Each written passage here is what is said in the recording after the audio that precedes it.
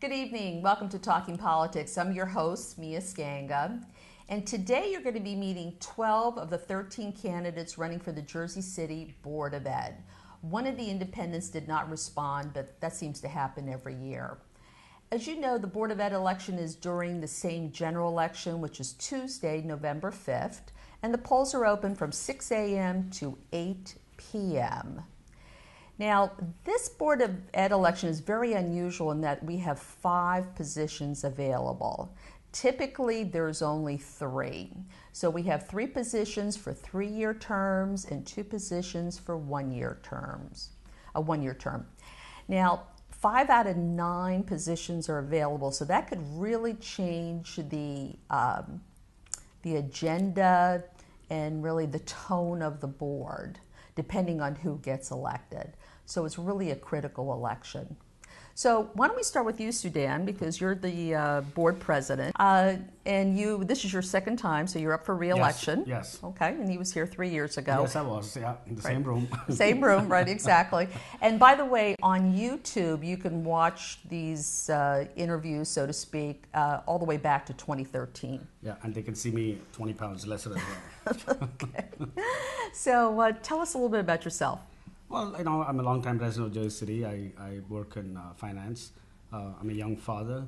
I'm very publicly driven. I used to be the neighborhood association secretary in the downtown areas many, many years ago. And after having become a father, I saw the world through the prism of my son's eyes. And living on the south side of the city at that point of time, I saw that kids didn't really have a shot at the American dream. And I couldn't sit in my corner and not do anything about it. So I got out of my safety spot and wanted to throw in my own effort to fight for the kids of Jersey City. Okay, fine. And Naomi, I know I went Noemi, I'm sorry, I want to say the American version, Velazquez. Yeah. You've run for office in other elections. Yes, is this the first time for the Board of Ed? Yes, it is. It's okay, first time. Okay, fine. So tell us a little bit about yourself. Well, I am also a longtime resident of Jersey City, and I've been in education for over 45 years. Mm-hmm. I've worked for Jersey City Public Schools in varied positions, mm-hmm. And as a teacher, mm-hmm. as well as a supervisor of teachers, and then I was promoted to special assistant to one of the associate superintendents. Okay. All right, fine. Now, are you retired from the... I am retired, and I've chosen to return to work for the children of Jersey City because I do believe that they do need my experience and my knowledge, can help turn this derailed train around. Okay, fine. So since you've been on the board for 3 years and there's been a whole variety of different issues, Sudhan, why don't you tell us, what did you think was your greatest accomplishment in the 3 years you've been on the board? I think instead of speaking about what we have done, I think the greatest accomplishment in the last 3 years is the validation from an outside agency, which is the state, which took over Jersey City 30 years ago, and did not want to give back local control. And last year, on October 18, 2018, the state returned full local control to Jersey City after a period of 30 years. Now, but that was after they announced that they were going to cut state aid by $175 million, which I think personally is the reason they wanted to unload to local control. It's not that Jersey City does a great job. Well, that's why we're suing them, but actually we worked very closely with the Murphy's cabinet when they're coming in. One of the promises was that they wanted to return local control, and there was a lot of forces from within Jersey City who were trying to prevent that local control from coming in. Yeah, because they were afraid of the cutback on state aid. No, that's money. No. They wanted the status quo to continue. No, it's a state aid. It's money. They wanted the status quo to continue, and if you remember, the facts are that Newark and Patterson actually were given local control before Jersey City was given local control, even though the state board had announced... Yeah, but Newark still gets plenty of money from the state. Even though the state had announced that Jersey City was to be given local control in advance. So the validation of Jersey City meeting all the parameters, I think, is the greatest validation. And for folks who say it is derailed or dysfunctional, I think that's the greatest proof. On the state aid. There had to be... Well, yeah, listen, you have a right to your opinion, I have a right to my opinion. We can't have a right to our own facts. But the facts are that they're cutting $175 million. So the and that's state, huge. Yeah, well, that's why we are suing them. And the state aid cut was announced way before the return to local control. Right, so it's not happened one.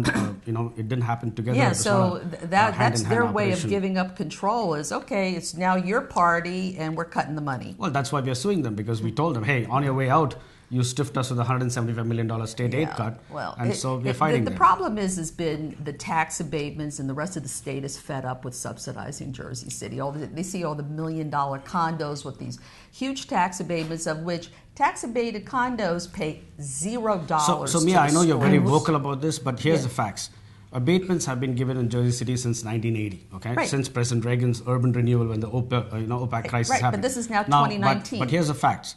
Let's just say for argument, if we didn't give any of the abatements since 1980 that's to not the but argument. let me finish. The argument is let me we finish. don't need let's tax just abatements. let's just say But no let's not- arguments. Let's right, say no but this abatements is about are the given. Board of Ed. This is about yes, the Board but of we're talking about we the funding of the school board. Absolutely. If And none the of the fu- and the abatements were increase- given, we would have got $30 million. So it's a false choice argument. You keep, No. you keep The throwing tax this at abatements the were tax needed abatements. in the 80s. They weren't needed after like 2005. The real estate was sky high. See, I can only see it was this an as a incentive- school board no, member we- to see no, what is the impact of the school board. Well, on the school board, The school board we've had more students. As a matter of fact, I'll show a diagram on the screen that I got directly from the JC Board of Ed website. They put out statistics. They put out a user-friendly budget, which is very useful. So I'll show a grid. You're going to see we're going to have 1,700 more students, because they do an estimate as of October 15th. And I think it's 43 or 48 less aid. We're losing $5 million even with the feds. So let me put it this way: we are So we actually have less graduating out. aid We are graduating with out. more We are students. graduating out 1,500 students every year, but we are taking in 3,000 students at pre-K 3. So there's a gap of 1,500 in our outflow or inflow, largely because our high schools are operating at half capacity because they were built for a larger population. But our population has grown in Jersey City in the last 10 years. Well, so if what they're we're taking operating in, at half condition, how come you couldn't find a location for Infinity Institute?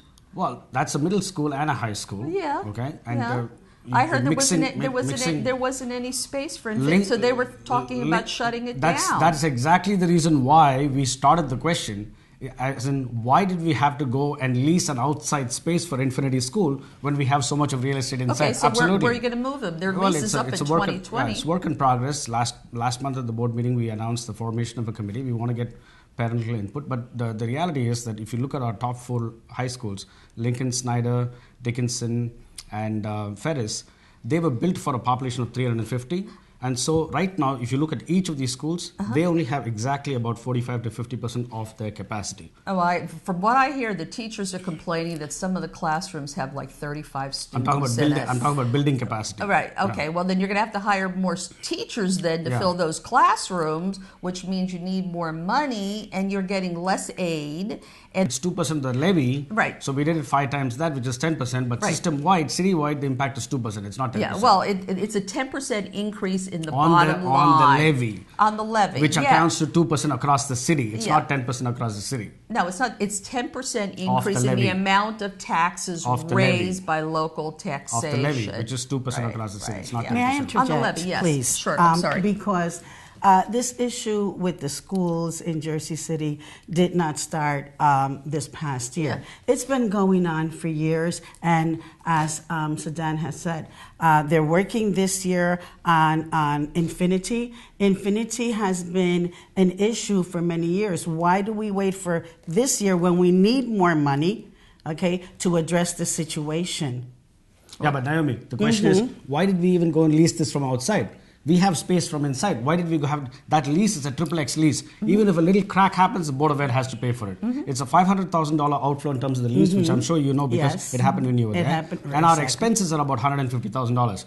We have space within the real estate of the school district to house that school. These are the things from the past that we changed. Like in April of last year. Well, you haven't changed it yet I because don't the thi- lease is exactly, not it's up Well, we not can up. walk out of the It's lease. not We up. tried Yeah, to. the lease ends we in tried 2020, to, which is less than a year But last from year now. we did change something else. We had a lease with the Freeholder Walker's building, and we were running the night school for the adults.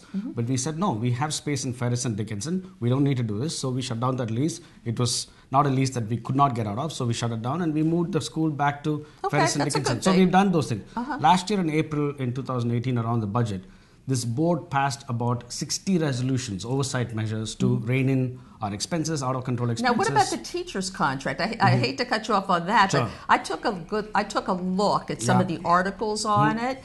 I was astounded by the increase they're getting, and I'm going to flash that up on the screen as well as their cut and what they pay for their health insurance, which, quite frankly, other people in America work too, and they pay a lot more for health insurance than what the teachers are going to be paying. As a matter of fact, I looked at it for a single person at the minimum median salary that they use. Someone on Medicare is going to be paying more with their supplemental plan.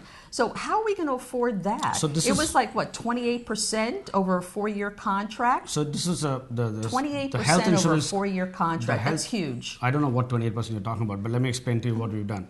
There were 4 pieces to this contract. There was the health insurance piece, the salary, the extra comp. No, this is the salary I'm talking about. This is a 4-year contract. The first year, all employees, not just the teachers. Right. Every They're on a collective freeze. bargaining you got a freeze in the first year. So nobody's salary increase in the first year. The second, third, and fourth year, everybody, all collective bargaining units go one step up, which cost the district $4 million each. So across the 3 years, it's $12 million. Okay. Now, what we did on the other side is we decreased employee extra compensation, which is $16 million a year. We reduced it by 25%. So if teachers were being paid $40 an hour for lunch duty, that's now gone to $30. If they were paying after school $40, that was now down. What about the big I believe salary? that is What about the big unfortunate. Let me salary? finish this. By doing that, we generated $3 million a year. So across the 4 years, that's $12 million. And we, since our health insurance and prescription is privately managed, we increased the copay by $3 across every price point. So actually, in terms of new money, there was $0 in new money in this 4-year contract. It didn't cost the district $1 in new money because what we gave out, we took back in reduction extra comp and through the copay increases. And that's what I've been saying.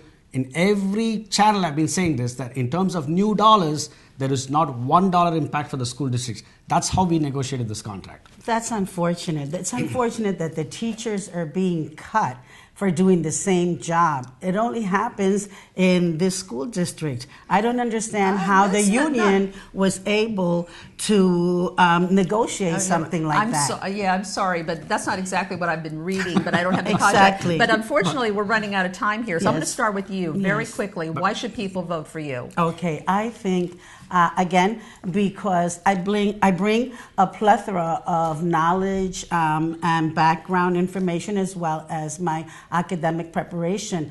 I see the need to change, and my team for change is ready to take this on. I think You're funded by the Lefrak and Macaulay. Well, Yeah. yes, Right. they say Yeah. that, yeah, we are. Right. I've never seen them. I don't know them. However, But she'll take that money. we will. But you're we funded will by the teachers union. exactly. But we will use monies from anywhere to ensure that our district moves forward. We are working also with parents. We're funded by parents because not only do we receive that, sorry. but we do. Sudhan, All a right, few minutes all right. here. Thank you. Sudhan had all day. I'm sorry. So I think for the But folks in we have the community that have supported us for the as well. folks I'd like in- to make this Okay. note. For the All right. folks in And Jersey as City, well That's as fine. That's the fine. parents. Yes. the folks in Just Jersey, I quickly. think the contrast is clear. The contrast is between two opposing ideas. One is the Education Matters, which stands for full funding of public education. Which is funded by the teachers union. Well, our Right. campaign is funded by a Yeah. PAC of the teachers union. Right. And everybody knows that the teachers Three union PACs. is the last firewall. Right, so you're going to be meeting 2 more candidates. I have Gerald Lyons, who's an incumbent, and this is his 4th time on the show, and he's running for a 3-year term. And we have David Czehut, who's running for a 1-year term, who's a newbie. Okay. So it's Czehut. Czehut, I'm Silent sorry. C, no problem. Czehut. So, David, why don't we start with you? Sure. Now, you're with Change for Children, right? Okay. So, tell us a little bit about yourself and why you're running. Sure. So I'm a downtown Jersey City resident. I'm a father of 2. My daughter Vivian is 4. She's just started in public school, and then my son Drake is 14 months old, and he'll be behind her in the blink of an eye. And I'm really running for them. I am a proud product of of New Jersey Public Schools, K to 12. I think that is the absolute best way to get an education. I love the diversity in the city. How long have you lived here? I've lived here since 2012. Okay. And I think, I think our schools can do much better. I think our teachers are working very hard. I know we've got a tremendous number of What do you concerned do for parents. a living? So I work in technology. I Okay. work for Amazon. Oh, all right. Okay. And my professional background's in operations, technology, and finance. Oh, all right, great. Okay. Gerald, I mean, you're an incumbent. You've been on the board for how many years now? 6 years. 6 years, okay. And you've been appointed because you replaced, This time, Angel Valentine. right, and I think that was in August of last year. That's why we have so many positions available, because we had 4 resignations during the course of the fiscal year. Okay, I think he resigned for health reasons. Yes. So tell us a little bit about yourself. I've been in Jersey City since 1983. I am an educator. I just retired from the Hudson County Schools of Technology after 32 years there. I have 7 teaching certifications. I have a master's in educational administration and a master's in, I'm finishing a master's in education administration, master's in educational technology. I'm currently an adjunct professor for St. Peter's University, and I'm a director with Hudson County Schools of Technology. Okay, fine. That's fine. So what makes you want to continue on the Board of Ed? I mean, it takes, by the way, some people don't realize this. There's no compensation. This is an act of love, and it's a ton of hours if you do the job well. If you do it, I'm on 4 different committees, so besides the fact that you have meetings you go to at least twice a month, we have committees where you meet at least once a month, and some of the committees I've done, like I started up a committee, the community committee, so we meet with Mayor Fulop and some of his administration, some council members, to discuss how we can better work together, the city and the Board of Ed, because there was kind of a gap. So with the changes lately, we've been able to work on that, and now we have meetings. We try to get meetings monthly, discuss things, issues of concern. I also meeting with President Sue Henderson from NJCU, President Jean. So we're talking about a lot of meetings here. And that's the 3 meetings to the president of 3 local colleges to get them on board so we can see what we can do to get our kids better prepared for going into college. Because it seems to be a gap. A lot of the kids are taking what they used to call remedial classes just to start college. So we want to work with them and see what we can do to get everything working together so they'll have a better chance to be successful in college. Okay, fine. Now, David, so you're a technology guy and a finance guy. Was there anything in particular? I mean, have you been to any of the board, school board meetings? No, so I haven't gone to the school board meetings. I think, frankly, the current board is dysfunctional. The board meetings are also shown on So YouTube. how would you know that if you? Because I've seen some of them on YouTube, and I wouldn't play them in my house with my kids in the background because I'm embarrassed of some of the behavior. I don't think that's the right role model for our children. Oh, okay, fine. Oh, so you're watching it, because I think they do Facebook Live as well. Yes. Yeah. Okay, so they're also on YouTube? I didn't even know that. Okay, that's interesting. All right, great. So what do you think you can, bring to the table? I mean, do you have any political aspirations? Because a lot of times people do use this as a stepping stone for higher office. I mean, we had Amy DeGise who resigned, who then became the head of the HCDO. And we've had other people as well. Do you have political aspirations? Not at all. As I said, my motivation is very simple. It's my children and the children of Jersey City. I'm just doing this to make things better for them. They deserve more, and I know I can do a better job than the current board. Okay. And why are you only running for a 1-year term? Because there are 5 spots available, and the 1-year spot was available. Oh, okay. All right. So, in terms of what are my specific plans? Certainly, my time in finance. One of the things, and as a Jersey City resident and homeowner, certainly one of the things that I'm concerned about, as I know everyone is property taxes. I was at a public meeting this week when the sitting board president said that his strategy for solving the budget crisis and building schools and everything else that's involved is raising taxes on homeowners and suing the state. That terrified me for a couple of reasons. One, the state doesn't have any more money to give. The city doesn't have any money to give, particularly as it relates to schools. And raising property taxes on homeowners is not sustainable. So I never understand the solution to that. I mean, you have increasing enrollment of like 1,700 students. You have schools that are like 80 to 100 years old. The city gives out tax abatements because they love them because they collect more money. They collect 95% of the tax as opposed to the 50%. And so what we do is they just add more patronage to the payroll. So how are the schools supposed to cope? You know what I'm saying? And they have increasing costs, and now we gave out, I think, sounds to me, a very lucrative pay increases for the next 4-year contract. So what's the solution then? So I think the solution has to be we can't continue with business as usual.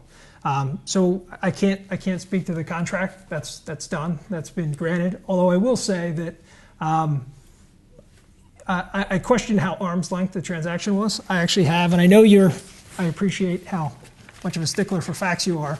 So I have an article that was posted on NewJersey.com. I apologize for the quality of the printout, but the headline reads, Jersey City School Board votes to allow members with conflicts of interest to vote on teachers' union PAC. Right, I saw that. Mr. Lyons, you were called out as one of the members with a conflict of interest. So when 5 of the 9 members, the majority of the board, were conflicted, but were, Well, that's because they were supported in their campaign by the teachers' union. Well, Which happens every election. I'm here 36 years. Every election has a team that's supported by the teachers union. And you guys are supported by Lefrak and Matt Calley, who sued the city against the 1% payroll tax. Let me. Which that money was to help in the cutback from the state of $175 million. I mean, we have a budget that's going down like $43 or $48 million. But the enrollment's going up 1,700 plus students. So the payroll tax is part of to help fill the gap. And the 2 parties who are supporting you have taken the city to court over it, and they lost. So there's sure. So you've conflated. So there is a conflict there too. No, hang on one moment, please. You've conflated a number of issues. So let me address them kind of one at a time. In terms of the payroll tax, makes a tremendous amount of sense. I think it should have been done a long time ago. That's a fantastic example of creative thinking in terms of a way to enlarge the pie and to help get more funding to Jersey City schools. Right. That's great. Thank you to the state government for making that possible and to the city council for approving it. In terms of the funding, in terms of we're getting funded by Lefrak, that's incorrect. We're getting funded because by the 5 of us, the Change for Children slate, are out there raising money from our friends, from our neighbors, from our colleagues. Well, it's already been in the press that they put aside $400,000. I think it's called Farrard and J, $400,000, of which $250,000 has been earmarked for your team. So that's a lot of money for a Board of Ed election. So hang on again. Fair New Jersey is its own private entity. Oh yeah, it's a super PAC. I have no coordination with that. Whoever they choose to support is their business. Yeah, but I've never seen. I've been doing this for like 14 years, 12 years. I've never seen a team that came in with so much support staff as you guys. So somebody's paying for them. Look, I think the number of support staff and volunteers, as you said, for the Board of Education, it's unpaid. The number of volunteers we have supporting us is reflective of the community. No, I'm talking about the people who came here with you today. Exactly, and I'm calling these folks volunteers because there are these people who are doing it because they want to be here, they want to change. They're not being paid? A campaign manager is not being paid? Well, the campaign manager is being paid. Yeah, and the communications manager and the assistant communications manager. I don't want to get into all of that because we'll lose our time here. I think we have to, because my concern is you're making statements that we're being funded. We're not. It's in the press. It's in the press. That Fair New Jersey, which is a PAC, is supporting us. And I would suspect the reasons they're supporting us are the same reasons many folks in the community are, because of our integrity, because of our community focus, and because we're trying to do this to help children, right? Well, no offense, but I've been doing this long enough. Everybody has that agenda. They want to do whatever they can for the children. The question is, you have to say to yourself, what's the motivation that 2 developers would spend $250,000 on a Jersey City Board of Ed? They can't be. You guys have no play in terms of the payroll tax. It's been paid. They've lost. Right? So I'm trying to think, what else could it possibly be? Could it be that they want the taxpayers to build schools on their properties, even though their tax-abated properties pay $0 in school tax? I'm trying to figure it out. So I have no coordination with them. I've never met anyone. I don't work in real estate. Find you? So how did they find you? Nobody found me. So I am very frustrated with the state of the schools. So Okay. I was signing up for the board. One of my neighbors, Matt Shapiro, who is leaving, Right. He He left. left. I thought he was a voice of reason. He said you should get involved, and through him I so got you introduced. knew Matt and he suggested it. Exactly. All right, So okay. that's how I'm here. Yeah, There's because no. I figured, because if you never went to the Board of Ed meetings where you meet people in the background, I was curious how you got onto this team. Okay, so Matt was one of your neighbors. Yeah, Okay. look, All right. I'm an educated man. I understand how, if you want to have change, the school district Right. is responsible for that. Right. Okay. So, look, and why are these real estate investors supporting us? I can't tell you honestly, but I think let's look at this from a business perspective. These folks are clearly very successful businessmen. They're some of the largest property owners in Jersey City.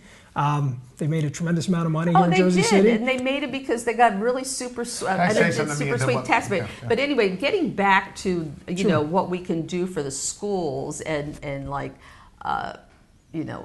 you haven't been to any of the meetings, so you haven't had a chance to do it. Like, what would you consider your greatest accomplishment since you've been on the board for 6 years? I mean, we've done things legally, like the former administration had stopped all videotaping of public comments during the school board meetings. They just stopped the cameras, Right. said no one else could film.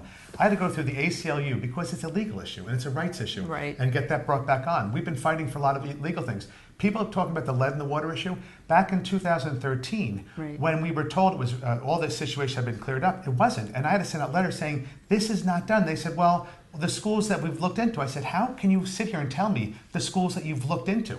And the business administrator at that time says, hopefully, eventually, we'll have all the... I said, that's not fair to our students. It's not Right. fair to our staff. Anyone could drink water in that school. I fought what I could do to make things legally as best I could. Part of the problem with the argument is that you're right, they are very successful businesses. Schools are not businesses.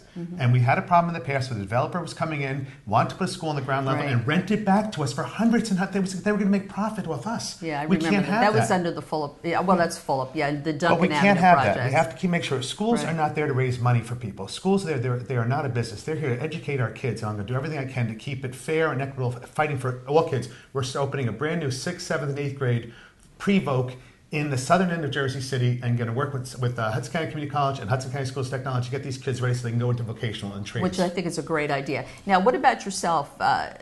What do you hope to do? I mean, is there anything in particular, like an issue that, like he mentioned, the lead in the water, VOTEC? I mean, is there a particular issue that you'd like to address? Sure. Or like a particular committee that you want to be on? So certainly I agree with Mr. Lyons. The lead in the water is a tremendously important issue for Yeah. the health of everyone involved in the schools. That certainly Absolutely. needs to be addressed. I would say for me, I think the big thing that's missing is the communication. I think, Jersey City is exploding in growth. This is a very high quality problem. I think we have such a diverse city. It's one of the reasons I love it. I think the school board has become very insular. I think it's 9 very smart and committed people in a room, but we're not going out meeting folks in the community, finding out what's important, finding out what they need the school to do. And I think that's part of the reason the school, in terms of where they're going, is so disconnected from what the community wants. Okay. So I think All that's right. very Well, important. we're running low on time here. Why don't we start with you, okay? Very quickly, why should people vote for you? Sure. So I mentioned my professional background, but the family business is education. My grandmother was a public school English teacher. My mother taught for 45 years as a New Jersey union teacher. My wife works for the Department of Education. Education is very important to us. My children are here. They're just starting in the public school system. I know from personal experience there's no better education than a diverse public school can provide.